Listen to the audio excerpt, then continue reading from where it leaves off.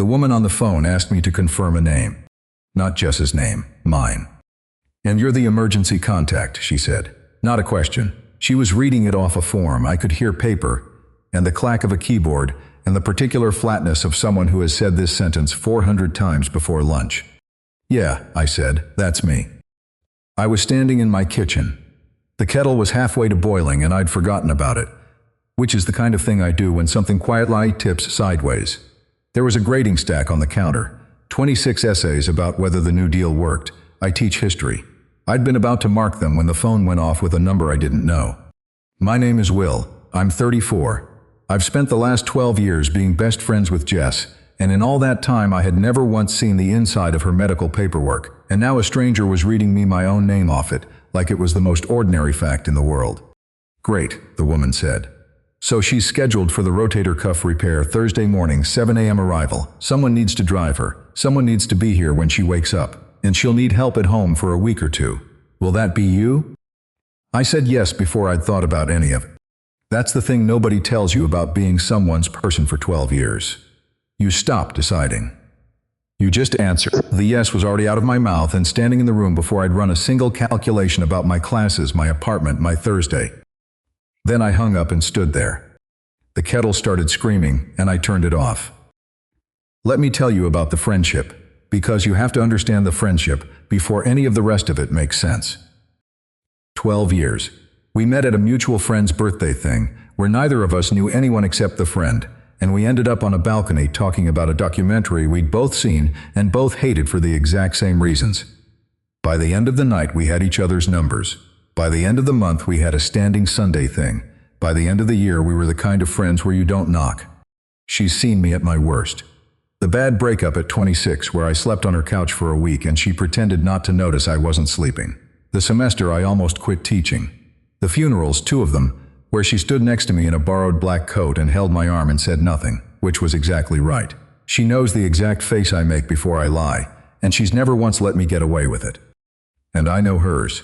I know she hums when she's nervous and goes very still when she's actually upset. I know she takes her coffee like a war crime. I know the names of every plant in her apartment and which ones are dying. People always asked, "You know how people are. The aunt at the wedding, the new coworker. The cab driver, one time, for no reason. So are you two together, or..." And we had a whole routine for it. She'd say we're basically family, which is true, and I'd say we tried it in another life and it didn't take, which is a joke, and everybody would laugh, and that was the end of it. Basically family. That phrase did a lot of heavy lifting over the years. I'm only seeing now how much. Because here's what basically family let us do. It let us off the hook, both of us, for 12 straight years. She didn't have to put herself out there on some terrible app and sit across from a stranger and hope. She had me, which meant her Saturdays were already taken and her Sundays were already taken. She had someone to call when the car broke down and someone to eat with when the day was bad. And so the real thing, the scary thing, the thing where you let a person see you and risk that they leave, she just never quite got around to it. Neither did I. I told myself I was busy. I told myself the job was demanding, which it is. I told myself I just hadn't met anyone, which sounds reasonable until you notice you've stopped looking. It's very easy to feel full when someone already takes up the chair across from you. You don't go hungry, so you never notice you've forgotten how to feed yourself. There was a woman a few years back, Sophie. It was good for a while, and then it wanted to become a real thing, the kind with a future attached, and I found 100 quiet reasons it couldn't, and not one of them was honest. I didn't see it then. I told everyone the timing was wrong. Jess made me soup the week it ended, and we watched 4 bad movies in a row, and she never asked a single hard question, and I loved her for it, and I never wondered why she didn't ask. The bike accident was 3 weeks ago. A car door. Some guy not looking, swinging it open into the bike lane, and Jess going over the handlebars at the worst possible angle. She walked away from it, sort of, with her arm wrong. The kind of wrong that an X-ray turns into words like full-thickness tear and surgical repair and recovery timeline. Told me about it the way she would, which is sideways and downplayed. It's nothing. It's a sling thing. They might do a little procedure. A little procedure, that's Jess. She would describe a house fire as a warm evening. So I hadn't been worried exactly, until the form. You don't really know where you stand with someone until you're a line on the document that matters. Friends share dinners and inside jokes and 1,000 small Tuesday nothings. But the emergency contact box is different. That box is the question of who they expect to be in the room when it goes badly. Whose name they'd say if they couldn't say their own. And mine was in it. Not her mother. Her mother lives 2,000 miles away, and they talk twice a year on holidays and one of their birthdays. And even then it's careful. Not a sister. She doesn't have one. Not a boyfriend. There hasn't been one in a long time, for reasons I was apparently part of and had never thought about hard enough. Me. I called her that night. You didn't tell me it was surgery, I said. A pause. I could picture her exactly, on the couch, knees up, the bad arm in the sling already, the good hand holding the phone against her ear.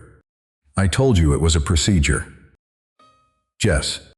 It's an outpatient thing, Will. They knock you out, they fix the tendon, they send you home with a sling and a pamphlet. People do it all the time. They had me confirm I'm your emergency contact. The pause this time was longer. Yeah, she said finally, in a voice that had gone quiet. Is that a problem? And there it was.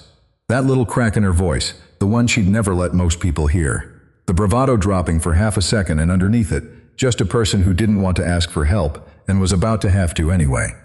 No, I said, it's not a problem. Because I can put down my neighbor, she offered. She's a little intense, but she's around. Or there's that woman from my book club who I think likes me more than I like her, which is a whole thing. Or honestly, I could probably just... Jess. What? It's not a problem. Stop trying to give the spot away. It's mine. I'll be there Thursday. I heard her breathe out, slow, like she'd been holding it for a while. Okay, she said. And I'm staying with you after. Will, you don't have to. You can't lift your arm. You can't drive. You can't put on a shirt. You told me yourself you'd need help for 2 weeks, and you don't have anyone else within 2,000 miles, so I'm staying in your spare room, and that's the end of it. Silence on the line. Then a small laugh, the real one, the one that's mostly air. You're going to be unbearable about this, she said. Completely. You're going to color-code my pills. They're already color-coded in my head, and I haven't even seen them. She laughed again, longer this time, and then she said thank you, twice, and that she meant it, in the careful way she says things she doesn't want to need to say. Don't thank me, I said. It's already done. I drove her to the hospital Thursday at 6 in the morning, still dark, the roads empty in that way that makes a city feel like it's holding its breath. She didn't say much, and neither did I. She hummed once, under her breath, 2 bars of something, then caught herself and stopped, and I pretended I hadn't heard it, because that's a thing you learn to do over 12 years. You learn which silences to leave alone. The waiting area was the color of nothing. They always are. Beige chairs bolted to the floor, a TV mumbling the weather to no one, a vending machine that only took exact change in a year when nobody carries change. They gave her a clipboard with more forms, and I watched her try to fill them out left-handed, the pen scratching and slipping across the page, and I took it from her without asking and wrote while she read me the answers. Date of birth, then insurance, then a row of medical questions she answered with a tired no each time, and then the line again near the bottom of the page, emergency contact. She didn't say a name, she just looked at me. You know it, she said. So I wrote my own name in the box, in my own handwriting, for the second time in a week, and it was the strangest thing to be the person and the pen at once. To literally sign myself into someone's worst-case scenario. A nurse came and took her back. At the door she turned around, the gown too big, the sling pinned over it, her hair pulled back, and for 1 second, she looked younger than I'd ever seen her. Not the woman who downplays house fires, just Jess, standing there a little scared. Hey, she said, if I say anything weird coming out of the anesthesia, you have to promise to forget it. I will absolutely not forget it. I'm going to write it down and read it at your next birthday. She almost smiled. Will. I'll be right here, I said. I'm not going anywhere. She nodded. And then she was through the door, and it swung shut behind her, and I sat back down in the beige chair under the mumbling weather and waited. 3 hours. I didn't grade a single essay. I'd brought the stack thinking I would. I just held my phone and watched the door and thought about the box with my name in it, and what it meant that out of everyone she'd ever met, everyone she'd worked with, and dated and laughed with, for 34 years, the name she trusted to be in the room when she was helpless was mine. I thought it meant we were close. There was a moment, around the second hour, where something almost surfaced, a question with a shape I didn't like. Why me, really, and not just because I was convenient? Why not the book club woman, or the intense neighbor, or anyone with a normal life she could borrow for a morning? I felt the question come up like a name on the tip of your tongue, and I did what I'd been doing for years without knowing I was doing it. I let it go back under. I told myself I was tired. I checked the door again. I genuinely thought, sitting in that chair with cold coffee going colder in my hand, that the form was just a measure of how good a friend I was. That it was about logistics and proximity, and the fact that I was the one without a wife and kids to rush home to. I thought I understood the whole of it. I thought I had her figured out 12 years ago, and that nothing left could surprise me. I had no idea. She came out groggy and pale with her arms strapped to her chest, and she looked at me from the gurney and said, completely serious, "Did you forget it yet?" And I said no, and she said, "Good, don't," and fell back asleep. The nurse laughed. I didn't, because something in my chest had gone tight and I couldn't have said why. I drove her home slow, taking the corners gentle so the seatbelt wouldn't pull on the sling. I carried her bag up. I helped her out of her shoes because she couldn't bend right and got her settled on the couch with the pillows arranged the way the discharge paper said, and lined up the orange bottles on the kitchen counter, and yes, color-coded them, and she watched me do it from across the room with an expression I didn't have a name for and couldn't quite hold her eyes through. Then I went back to my apartment and I packed a bag. I'm telling you this part plainly because it deserves to be plain. I packed 2 weeks of clothes. I packed my charger and my razor and the bad novel I'd been not reading for a month. I packed the grading I'd never get to, with my own quiet apartment and my own easy distance still inside it, and I drove the 11 minutes to Jess's building, knowing I wasn't coming back to easy for a while. The spare room had a bed, a lamp, and a window that faced the parking lot. I put the bag down. I sat on the edge of the mattress and listened to her moving around in the next room. The soft drag of slippers, the clink of a glass, the small sounds of a person who normally manages everything alone and now couldn't. For 12 years we'd had a door between us. Not a real one. The kind made out of going home at the end of the night. The kind that let us be everything to each other right up until it got too close, and then we'd say goodnight, and drive back to our separate lives, and call it friendship. And it worked. God, it worked so well. We'd built a whole comfortable decade on that little exit. And now I'd packed a bag and walked through it, and there was no version of the next 2 weeks where I got to go home and put the distance back. You can keep a lot of things from a person across a phone line and a Sunday dinner. You can't keep them when you're sleeping 11 feet away and watching them try to button a shirt they can't button. I lay down on the spare bed that first night and stared at a ceiling I didn't know and thought I knew exactly what I was in for. 2 weeks of meds and dishes and bad daytime TV. Helping a friend, easy. I had no idea what you start to notice about a person when you can't leave. You start with the small stuff. The way she takes her tea. I knew that already, 12 years I knew it. But I'd never made it for her at 6 in the morning while she stood in a doorway with one arm and a face still creased from the pillow. There's a difference between knowing a thing and being the one who does it. Knowing is a fact you keep in a drawer. Doing it puts the fact in your hands every single day until it stops being a fact and starts being a habit. And a habit is a much more dangerous thing to carry around. The first morning was the wound. The discharge paper had a section about the dressing. Change it daily. Watch for redness. It made it sound like nothing, the way those papers do. They never tell you that you'll be sitting on the edge of a bathtub at 7 a.m., holding a square of gauze while your best friend tries not to look at her own shoulder. You don't have to do this, she said. Who else is going to? I could call a nurse. You could, or you could let me and save the money and stop being weird about it. She let me. She turned a little on the closed lid of the toilet. The robe slipped off the one shoulder, and I knelt down and looked at it properly for the first time. The incision. The little blue stitches. The skin around it, angry and bruised in a yellow-green that meant healing even though it looked like the opposite. I'd seen Jess in a swimsuit 100 times. At the lake. On that trip to the coast. This was not that. This was the part of her she couldn't reach. Turned toward me because she had no other option. And there's a strange weight to being trusted with the back of someone's shoulder. The places people can't see on themselves are the places they let almost nobody touch. I cleaned it the way the paper said, slow. My hands were steadier than I expected them to be. She watched the wall the whole time, humming 2 bars of something, low, the nervous hum, and this time I didn't pretend not to hear it. I just worked, and let her hum, and taped the new gauze down at the corners the way you'd seal something you wanted to keep. Done, I said. She let out a breath. That wasn't as bad as I thought. I'm gentle. It's a gift. You're really not, normally. For you I am. I said it without thinking, the way you say 100 things over 12 years. But it sat in the bathroom a second longer than it should have. She pulled the robe back up over the shoulder and stood, and I stood, and the room was very small, and we both did that thing where you find somewhere else to put your eyes. Tea, I said. Tea, she agreed. And we went to the kitchen, and it was fine. Nobody warns you about the jokes. When you can't leave a person, the jokes don't stop. You've got 12 years of jokes. They're the language. But the jokes start landing in a room with no exit, and a joke with no exit is a different animal. We had a bit, an old one, about her being helpless. It started years ago when she couldn't open a jar and called me over to do it like it was an emergency. And I came, because I'm an idiot, and we'd done the bit ever since. She'd hold something up and go, "I'm so helpless," in this damsel voice, and I'd sigh like a man greatly burdened and do the thing. Now she actually was helpless. One arm. And the bit didn't work anymore because it wasn't a bit.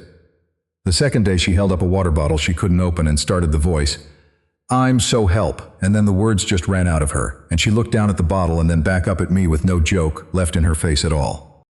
"It's not funny when it's real," she said. "No." "Open my water anyway." I opened her water. We figured out the logistics like two people diffusing something.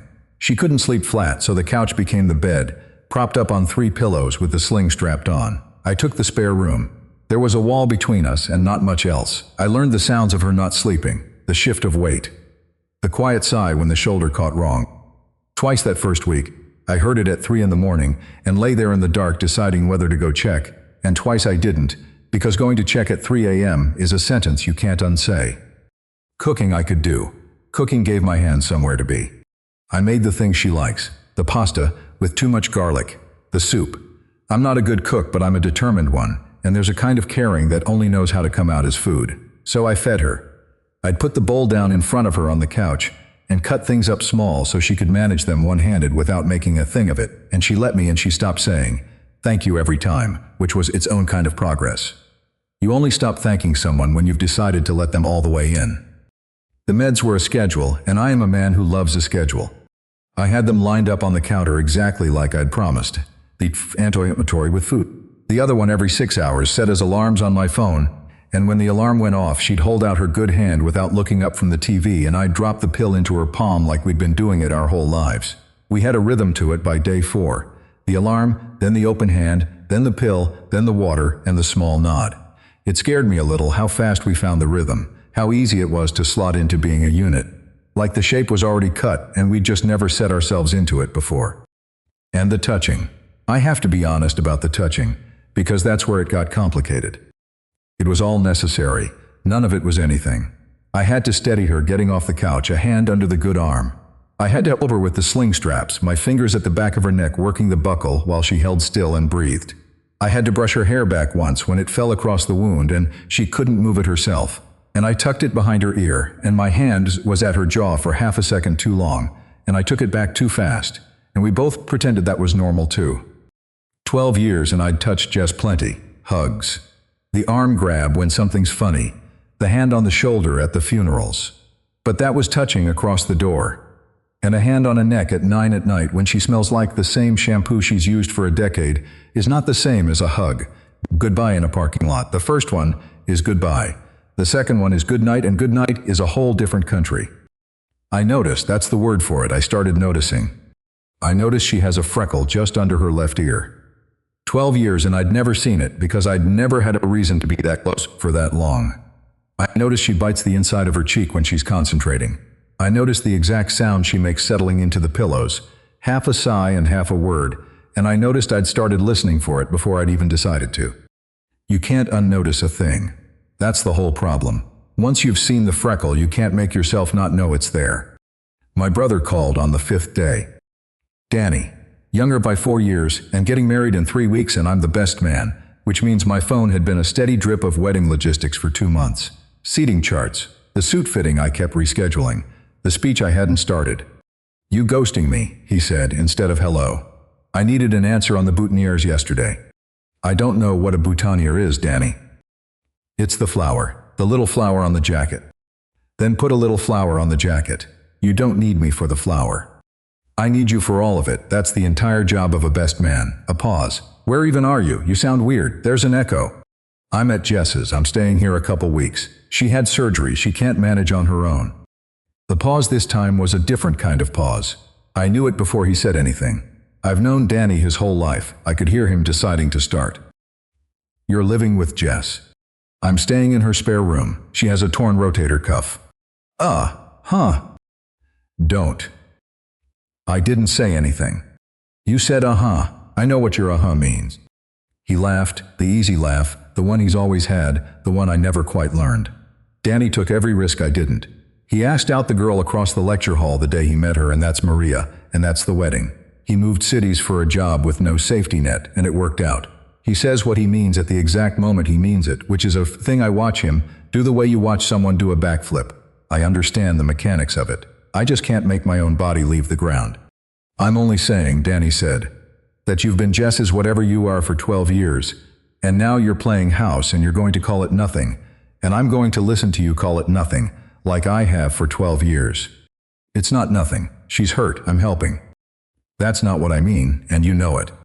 I switched the phone to my other ear. In the next room I could hear the TV, low and Jess shifting, and the small sound. You're 34, Will, he said, gentler now. Maria's got a whole list of single friends for the wedding. She keeps asking me who to seat you next to, and every time I tell her don't bother, my brother's not actually single. He just won't admit who it's with. That's not fair. Tell me I'm wrong. I didn't. That's the thing about Danny. He doesn't argue. He just leaves the silence open and waits for you to fall into it. And I almost did, standing in my best friend's hallway with her water bottle still in my hand from the kitchen, and the freckle under her ear that I now knew about, and 12 years of basically family stacked up behind me like a wall I'd built, so I'd never have to find out what was on the other side of it. I have to go, I said. Her alarm's about to go off. Course it is, he said. You set an alarm for her pills. I color-coded them too. Don't start. He was laughing when I hung up. I stood in the hallway a second. The alarm hadn't actually gone off. I'd lied to my brother to get off the phone, which is a thing I do when someone gets too close to the shape of it, and I was just starting to understand that I'd been doing it for years, to everyone about her. A small lie here, a change of subject there, a whole decade of getting off the phone right before the real question. I went back in. She was watching some cooking competition, the volume low, her feet tucked under a blanket. Who was that? She said. Danny. Wedding stuff. How's the speech? Unwritten. Aggressively unwritten. You'll do it the night before in a panic, and it'll be perfect. And everyone will cry, and you'll act like that was the plan. That is exactly the plan. She smiled, eyes still on the TV. I know you. And that landed too. I know you. She said it light, the way you say it 1,000 times, but I heard it different now.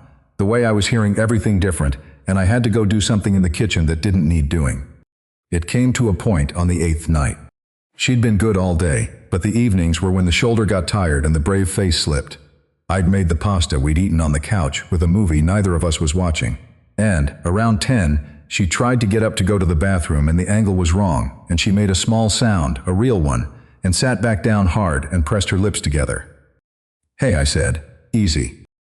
I'm fine. You're not. Let me.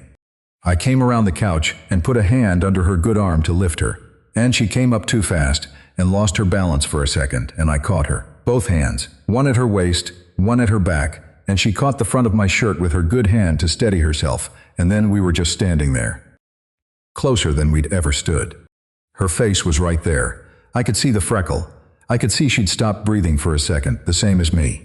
Her hand was still fisted in my shirt. And she wasn't using it to push away. The TV was talking to itself behind us. Somewhere in the building a door closed, and neither of us moved, and the not moving went on a half-second too long, and then a full second, and the air did something it had never done in 12 years of parking lots and Sunday dinners.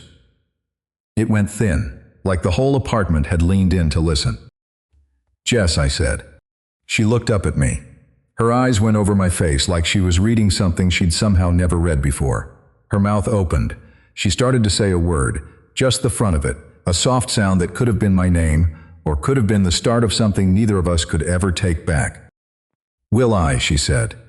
And then her phone buzzed on the cushion loud. The pill alarm, the real one this time, the 6-hour one, going off right against her leg.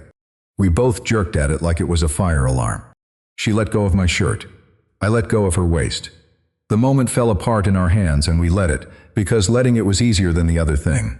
And I reached down and grabbed the phone and silenced it and went to get the water and the pill, glad to have somewhere to put my hands and my face. When I came back, she was sitting down again, very upright, looking at the TV like it owed her money. I gave her the pill and the water, and she took them with a small nod the way she had every night that week. But the nod was different now. We both knew it was different. Whatever had just almost happened was still in the room with us, sitting in the third chair nobody ever used. And we couldn't make it leave, and we couldn't quite look at it either. She didn't finish the sentence. Will I? I lay awake that night on the other side of the wall, and I could not stop hearing the two words she'd started and the word she hadn't, and I knew, the way you know a thing you've spent years not knowing on purpose, that I was going to spend a long time wondering how that sentence ended. I didn't sleep much, and when I did, I dreamed nothing useful, and by morning I'd made a decision. The decision was to act like the night before had never happened. It's a good decision. It's worked for me my whole life. So I got up before her alarm, and I made the tea, and I had the gauze and the tape laid out on the counter like a man with nothing on his mind but logistics. When she came out, the robe pulled up high and careful over the shoulder this time, I said good morning the way you say it to a coworker. Light and flat, with nothing in it. Morning, she said back, same voice, the exact same flat, careful voice I just used on her. And I understood, standing there with the kettle still ticking, that she'd made the same decision I had. We'd both woken up and chosen the wall, without talking about it. 12 years of practice, and we'd defended the same border at the same hour from opposite sides of it, and neither of us had to say a word. It should have been a relief. We dodged it. We'd done the thing we were both good at, which was nothing, and we'd done it in perfect sync, like two people who'd rehearsed. It felt like watching a door close that I'd been the one to shut. The wound was the test that morning, and I failed it quietly. I knelt down and did the dressing the way I'd done it for a week, except my hands weren't steady the way they'd been steady, and I was very careful now not to let my fingers rest anywhere they didn't have to. In and out. Clinical. The whole time I kept my eyes on the gauze, like the gauze was the only thing in the room, and she kept hers on the wall, humming nothing, and the silence we made together had a new shape to it.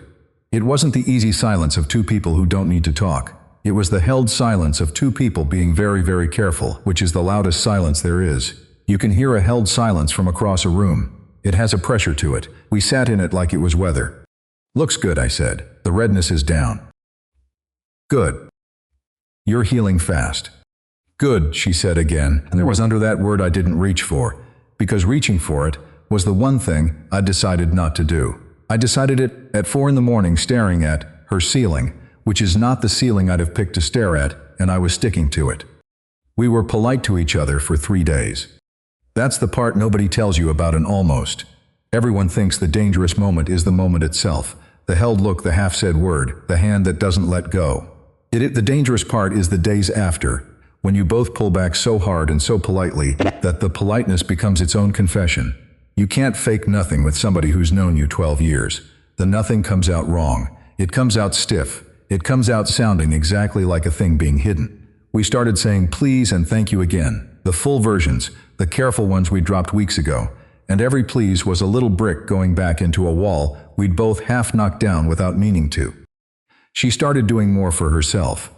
One-handed things she shouldn't have been doing yet. I'd come in and find her wrestling the blanket with her good arm, or trying to reach a glass on the second shelf with her fingertips, the good shoulder straining, and I'd move to help and she'd say, I've got it. Not unkind, just final, and I'd stop. Because what she was really saying was, I don't want to need you that much right now. And I heard it clear as anything, because I was building the same thing on my side of the apartment. Less hovering, fewer alarms set on my phone. I let her hold out her own hand for the pill instead of putting it in her palm the way we'd done it all week. Small retreats. A whole quiet campaign of them, the two of us, undoing in 3 days the thing it had taken us 11 to build. We were getting good at it. That was the worst part. We were getting good at being less to each other. The move-out date was the thing neither of us would name. 2 weeks. That was the deal from the start. She'd be cleared by the follow-up, the sling would come off or mostly off, and I'd take my bag back to my own apartment across town, and we'd go back to being whatever we'd been. Sunday dinners, texts about nothing at 11 at night. The arm grab when something on the TV got funny. The safe version, the one with the wall in it. And the follow-up appointment was on the calendar on her fridge in her own handwriting, circled twice in blue pen, and every time I opened the fridge for the milk I saw the circle, and every time I shut the fridge a little faster than I needed to, like the circle might get out. Day 11, she said it out loud, finally, while I was doing the dishes. The doctor's Thursday, she said, to my back. If the cuff's healing like he thinks, I'm basically clear. Sling comes off, I can drive again. That's great. I kept washing the pan I'd already washed. So you can have your life back. I turned the water off. I didn't turn around right away. The pan was very clean. The pan was the cleanest pan in the city. It hasn't been a hardship, Jess. She stopped. I heard her shift on the couch, the small, careful sound of a person moving a shoulder that still hurts. You've got the wedding, the speech. You can't write a best man speech in my spare room with my TV going. I write better with your TV going. I meant it as a joke. It didn't come out as a joke. It came out as the truest thing I'd said in 3 days. And it just sat there in the kitchen between us. And I finally turned around and she was looking at me. And for 1 second, the careful was gone from her face and something else was there. Something open. And then she put the careful back on like a coat she'd left by the door. Thursday, she said again. It'll be good to have my space back too. Sure, I said. Neither of us believed the other one. We just agreed to keep pretending, the way you keep clapping for a song you're sick of, because stopping would make a scene. We were so good at not making a scene. We'd never once in 12 years made a scene. I was starting to think that was the whole problem. The wedding pulled me out of the apartment on day 12, and I was glad to go, which tells you everything you need to know about where my head was. It was the suit fitting, the one I'd rescheduled 4 times, and Danny met me at the place downtown. And I stood up on the little carpeted platform while a tailor put pins in things, and Danny sat in the chair watching me with his arms crossed, and a look on his face I knew too well from a lifetime of being his older brother. You look like a man going to his own funeral, he said. It's a tight collar. It's not the collar. I watched myself in the 3-way mirror, the 3 of me, all of us refusing to say anything to each other. How's Jess? He said. Healing. Sling comes off Thursday and I move home Thursday. Huh. He let it sit there a while. The tailor pinned my sleeve. You don't sound happy about going home. I have an apartment, Danny. People go home to their apartments. That's how living works. Sure it is. He leaned forward, elbows on his knees, and dropped his voice so the tailor couldn't hear. Can I ask you something and you not get weird about it? No. What happened over there? I looked at him in the mirror. He wasn't laughing now. The easy was gone off his face, the easy that's always there, and what was under it was just my brother, 4 years younger than me, looking at me steady the way I'd been refusing to look at the floor. Nothing happened. Will. Nothing happened. I stopped. The tailor was down at my ankle, and I waited until he moved off toward the table. There was a night. She tripped getting up off the couch. I caught her, and for a second it was something. And then her phone went off, and it wasn't, and we both decided by morning that it never been, and that's it. That's the whole story. There's no story. Danny didn't say anything for a moment. He looked at his hands. Then he said the thing I haven't been able to put down since. You know what I was most scared of with Maria, before any of it? What? Not that she'd say no. I could have lived through a no. People live through no every day. He turned his wedding ring hand over, looked at the band like it still surprised him. I was scared she'd say yes, and then I'd have her. And then there'd be something real to lose. He shrugged, like it was a small thing and not the largest thing a person can say in a tailor's shop. When she's just your friend, you can't lose her. There's nothing to lose. She's already half yours and half not yours, and it just stays that way forever, and it's safe. The second you ask for the whole thing, you're holding something that can break in your hands. I stood very still on the platform. The pins held my jacket in a shape that wasn't mine yet. So I get it, he said. You found the safe version of Jess 12 years ago and you've been guarding it ever since like it's the last one on Earth. I'm not even mad at it. It's smart. It's the smartest play in the world. You never lose the game if you never put a chip down. He stood up, buttoned his own jacket out of habit, met my eyes in the glass. It's just not the same thing as being happy. That's the only catch with it. That's the fine print. The tailor told me to hold still. I was already holding still. I'd been holding still for 12 years and only just noticed I'd never moved. I asked Maria out 40 minutes after I met her. Danny said, and I was sick the entire walk over to her table. Genuinely sick. I almost turned around twice. There's a crosswalk on 6th where I stood through 3 green lights talking myself out of it. And the only reason I crossed was I figured the worst thing that could happen to me wasn't her saying no. What was it? Getting to be 50 years old, sitting in some kitchen, and knowing I'd had the chance and been too much of a coward to find out. That was the thing that actually scared me. Not the no. The never knowing, the no you survive in a week. The never knowing you carry the rest of your life. He put his hand on my shoulder, the pinned one, careful of the pins, the way I'd been careful of her stitches all week. You've got a follow-up appointment too, brother. Yours is just with yourself, and you keep rescheduling it. And then he left me up on the platform in a half-pin suit, looking at 3 of me in the mirror, none of us with a single thing left to say back to him. I drove back to her place slow, took the long way on purpose. I needed the time and I knew it. Because Danny had named it. The thing I'd kept behind the wall for 12 years, he'd reached over and turned the light on, and now I could see it plain, and I couldn't unsee it any more than I could unsee the rest of her. The wall wasn't protecting the friendship. The wall was protecting me. From the one outcome I'd never once been able to look at straight, which was never her turning me down. It was her saying yes, getting the whole thing, and then standing to lose Jess in a way that 12 safe years had made impossible, because you cannot drop something you have been holding at arm's length on purpose for a decade.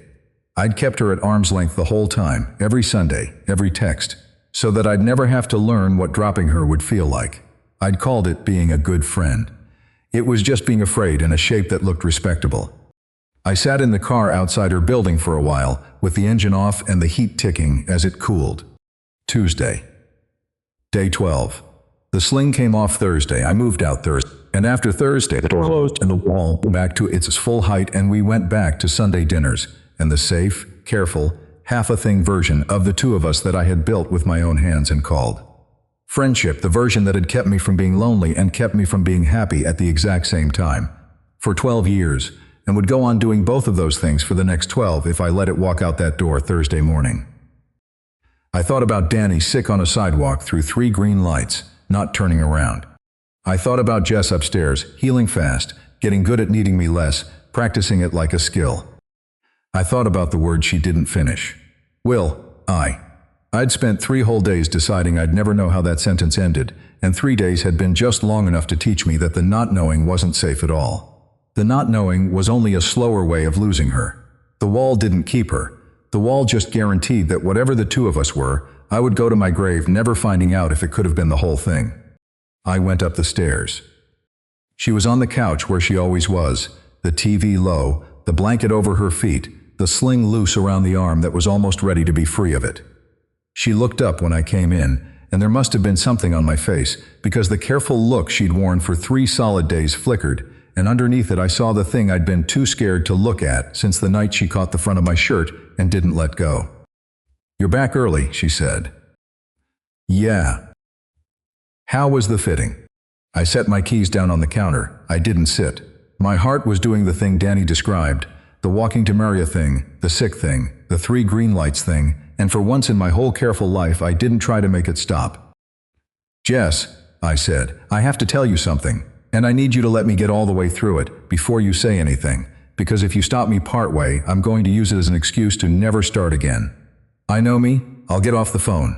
I've been getting off phone for 12 years, and you're the person I've been doing it to." She went very still on the couch. The blanket, the loose sling, her good hand went flat on her knee and stayed there. "Okay," she said quiet. "I'm not going anywhere. I've got one working arm and nowhere to be." And for the first time in 12 years, with my keys still warm in my hand and the wall coming down brick by brick, I didn't change the subject. "There was a job," I said. That was how it came out. Not the way I'd practiced it in the car. 3 words, and then the rest of me caught up to them. 4 years ago. The Portland thing. You remember I went out there for the interview. She nodded, careful, her hand still flat on her knee. "I told you I turned it down because of my classes, the seniors, the AP load, all of it. I said I didn't want to leave them. Mid-year I heard my own voice go thin. That was true. It just wasn't why. I made myself keep going. Danny was right about me. If I stopped here, I'd find a reason to never start again, some logistics, some tea to make, some pan to wash twice. It was a good job, Jess. Better pay. Department head in 3 years, the guy said, and there was a woman out there, Claire. We'd been seeing each other almost a year by then. The long-distance thing, weekends. She was good. She wanted me to move. She'd found me listings. She had a whole life mapped out, and I was in all of it.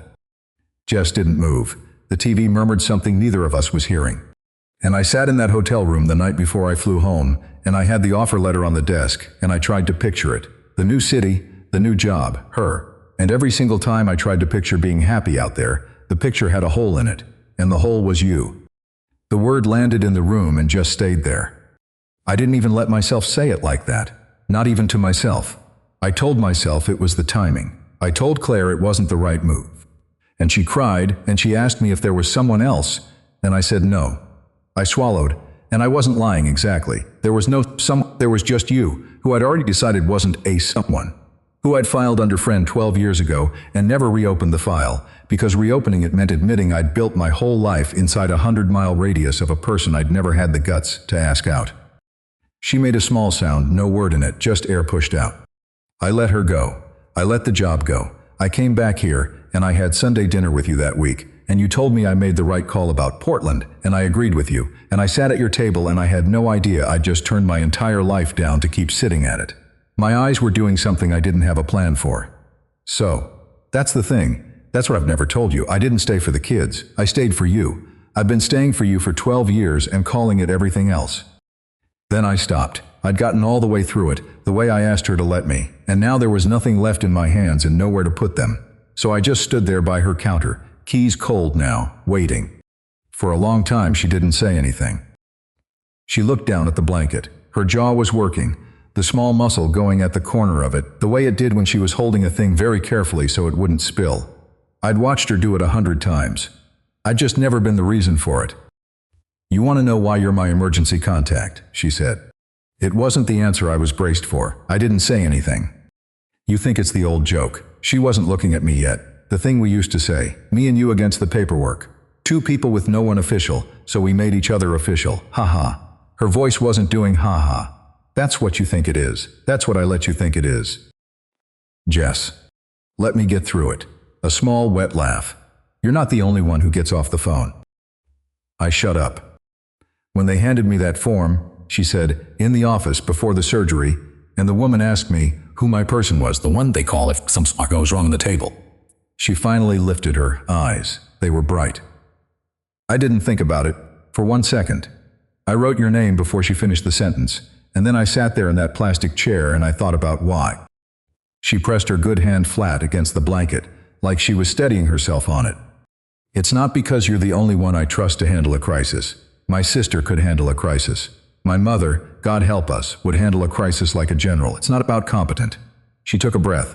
"It's because you're the only person on this earth I'd let see me at my actual worst. Drugged stupid, cut open, drooling on a pillow with my hair a disaster and a tube in my arm, saying things I won't remember. That's what an emergency contact is, Will. It's not the person you trust to be strong. It's the person you trust to see you wrecked and not think any less of you for it." Her chin gave the smallest shake, and there is one of those for me. One. I have got exactly one person I will let look at me when I'm that far from okay, and he is standing in my kitchen right now, telling me he gave up a whole life to keep having Sunday dinner here, like an idiot, like the biggest idiot God ever made. I came around the counter then. I didn't decide to. I just was there on the edge of the couch, close, my knee against the blanket. "Why didn't you ever say anything?" I said. "Same reason as you. Plain. No, can't lose your friend. There's nothing to lose. We figured that out years ago, both of us, without saying it, and she lifted the good shoulder and let it drop. We held still. It was safe. You hold still long enough, you forget you're choosing it. You start thinking it's just how you're built. Danny said almost that exact thing to me 3 hours ago. Danny's getting married. Danny knows something we don't. Danny stood through 3 green lights, too scared to cross a street, I said, and crossed anyway. She looked at me. The careful was gone now. All the way gone, for the first time in 3 days, longer than 3 days, maybe years, and what was under it wasn't dramatic at all. It was just Jess looking at me, tired and bright-eyed and not hiding. "So, what are we doing?" she said. "Right now, what is this?" I said, "we're stopping." "Stopping what?" "Holding still." She let out a breath that was half a laugh and half something else. Her eyes spilled over, finally 1 line down each side, and she didn't wipe them, and she didn't look away from me while they fell, which is the bravest thing I have ever watched a person do. "I'm bad at this," she said. "I'm going to be bad at this. I've spent 12 years being your friend. I don't know how to be the other thing. I'm going to do it wrong. You've got 1 working arm and no idea what you're doing. I felt my own face go. I've got no arms and no idea what I'm doing. We're a disaster and we're perfectly matched. That got the real laugh out of her. The covered mouth one. Except her good hand was busy, flat on my knee now, gripping, so she couldn't cover anything, and she just laughed with her whole open face, tears and all, and I have known her 12 years and I had never once seen her not cover it. I didn't kiss her. I want to be honest because the part, and everybody wants to go big. There wasn't a big. She had a healing shoulder, and a face full of tears, and a sling she'd be wearing 2 more days. And a grand gesture would have been about me, about making the moment look like the movies. So I just took her good hand off my knee and held it in both of mine, the way I'd held the gauze all week, careful, and I put my forehead down against the back of it. "Okay," I said into her knuckles. "Okay," she said back. And we sat there a while, her hand in mine, the TV talking to nobody, 2 people who'd spent a third of their lives at arm's length, finally not. We watched the rest of the show. I want to tell you something dramatic happened next, but nothing did, and that was the whole point. She fell asleep on my shoulder around the second ad break, the way she had 100 times before, except this time, when her head got heavy, I didn't slide a pillow under it and make my excuses about getting home. I stayed. I let my arm go numb. I sat in the blue light of her bad TV with her breathing slow against my side, and I thought, this is the thing. This is the whole thing I turned a life down for, and then spent 12 years refusing to actually pick up. Thursday came. The sling came off. I drove her to the follow-up, and the doctor pressed and prodded and pronounced the cuff healing clean, and she did the little careful rotations he asked for. The arm coming up by inches, free of the strap for the first time in 2 weeks. She looked at me across the exam room when she got it over her head, the arm all the way up, and grinned like a kid. And then we went home, to her place. I didn't move my bag out. It's not that I moved in. We weren't ready for that, and we knew it, and we said so out loud. The saying things out loud being the brand new skill we were both terrible at and practicing every day. It's that the move-out date came, the one circled twice in blue pen on her fridge, and we got to it. And we looked at each other, and neither one of us reached for the bag. The bag stayed by the door. Some nights I went to my apartment. Some nights I didn't. We were figuring out the math of it slowly, 2 people who'd skipped every step, and now had to walk back and take them one at a time, in order, the way you're supposed to. The wedding was 3 weeks later. I gave the speech. I'd finally written it in her spare room with her TV going, exactly like I said I couldn't. I stood up in that reception hall with the glass in my hand, and I told 200 people about my little brother standing through 3 green lights on 6th Street, too scared to cross, and crossing anyway. I said the bravest thing I ever saw him do was want something out loud where it could be taken from him. I said most of us spend our lives keeping the people we love at a safe distance and calling it respect, calling it timing, calling it anything but fear. I said Danny never did that. I said Danny walked straight at the thing that scared him and built a marriage out of it. I did not say that I'd learned every word of it from him 40 minutes before I learned it from myself. Some things you let a man keep on his wedding day. Jess was at the table near the front, in a green dress, the arm that used to be in a sling resting easy on the white cloth. When I sat back down, she leaned over and put her mouth near my ear. "You crossed your street," she said. "Took me 12 years and a torn rotator cuff. Worth the wait." Her hand found mine under the table. I'd have waited longer. I was planning to. Danny found me later, by the bar, loosened tie, 3rd drink, the happiest I'd seen him. "You took my whole bit," he said. "The green lights. That was mine. You gave it to me in a tailor shop. No takebacks." He looked over at our table, where Jess was laughing at something his new wife said, her head tipped back, mouth open, not covering it. "You finally made the appointment," he said. "Yeah. How was it?" He was grinning. "The one with yourself." I watched her across the room, the free arm, the open laugh. 12 years I'd had her in my life and kept the realest version of her on the other side of a wall I'd built and guarded and called friendship.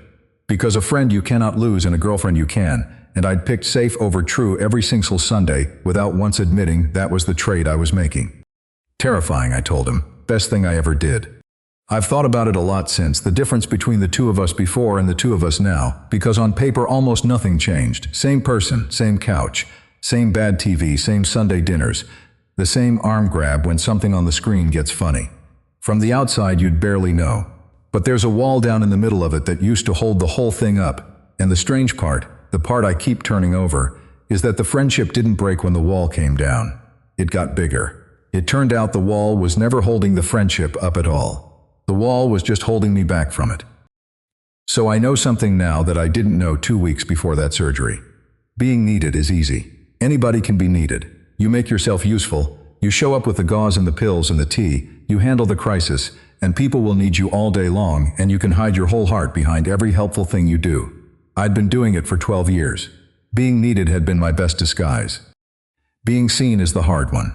Being seen means standing in someone's kitchen with your keys going cold in your hand and saying the true thing out loud where they can do anything they want with it. It means letting them watch your face while it falls apart. It means being the name on the form, not because you're strong, but because you're trusted with the worst of someone, and trusting them right back with the worst of you. She put my name down on that form because I was the one person she'd let see her wrecked, and it took me my whole adult life to understand that the bravest thing you can do for someone isn't to be the one they need. It's to let yourself be the one they see. So let me ask you something before you go. Is there a name you've kept on a form somewhere, in your phone, in your chest, that you've never said out loud what it really means? Someone you've filed away under friend, under safe, under not yet, because the wall is easier than the question. Have you ever held still that long, with someone right there telling yourself it was timing, when the truth was just that you were scared of how much you'd have to lose if you ever let yourself have the whole of it? I held still for 12 years. I want to tell you it was worth the wait, but mostly I want to tell you that you don't have to wait that long. If this one stayed with you, there are more stories like it here on the channel. Take care of your people, and tell them the true thing while you still can.